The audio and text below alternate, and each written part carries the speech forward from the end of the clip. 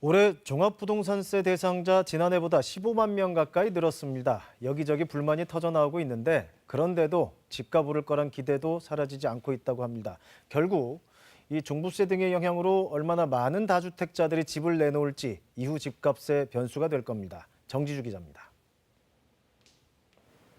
올해 종합부동산세, 종부세 고지서가 대상자들에게 발부됐습니다.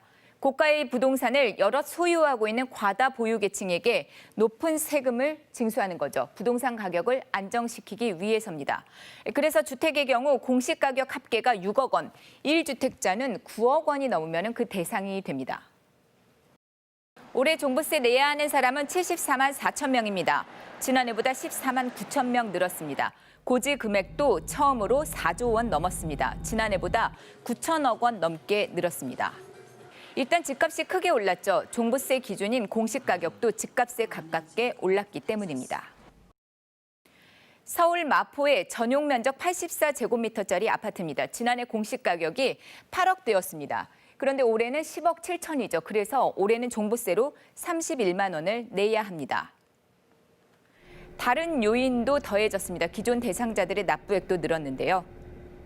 종부세 산정에 반영되는 공정시장가의 비율이라는 것이 있는데 이는 종부세 어떤 할인의 요인이었습니다. 이 부분이 상승세였기 때문에 그래서 서초구의 이 아파트는 올해 종부세가 419만 원입니다. 지난해보다 190만 원 정도가 늘었습니다. 자, 공시가격이 같더라도 보유 기간과 또 나이에 따라서 그 종부세액이 달라집니다. 16억대 아파트를 살펴볼까요? 이거를 5년 미만 보유한 30대의 경우에는 올해 종부세가 270만 원을 내야 합니다. 하지만 같은 아파트를 15년 이상 보유한 70대라면 얘기가 다릅니다. 종부세가 81만 원이거든요. 장기 보유 또 고령자 공제까지 합산해서 받을 수 있어서입니다. 지자체에 재산세 냈는데 나라에 종부세도 내야 합니다. 부담 만만치 않죠. 세금 때문에 집 내놓는 집주인들 늘 거라는 전망이 있습니다. 종부세 고지서 받아보게 되면 그동안 막연하게 짐작만 했었던 부담을 실제로 이제 체감을 하는 계기가 될 거고요. 세금 부담 때문에 집을 매각해야 되나라는 고민을 하시는 분들은 확실히 좀 늘고 있는 것으로 보입니다. 반면 집값이 더 뛸 거란 우려도 있습니다. 한국은행의 주택가격 전망지수 역대 최고치입니다. 더 오를 거란 심리가 반영된 거라죠. 실제 시장에서는 혼조세가 이어지고 있습니다.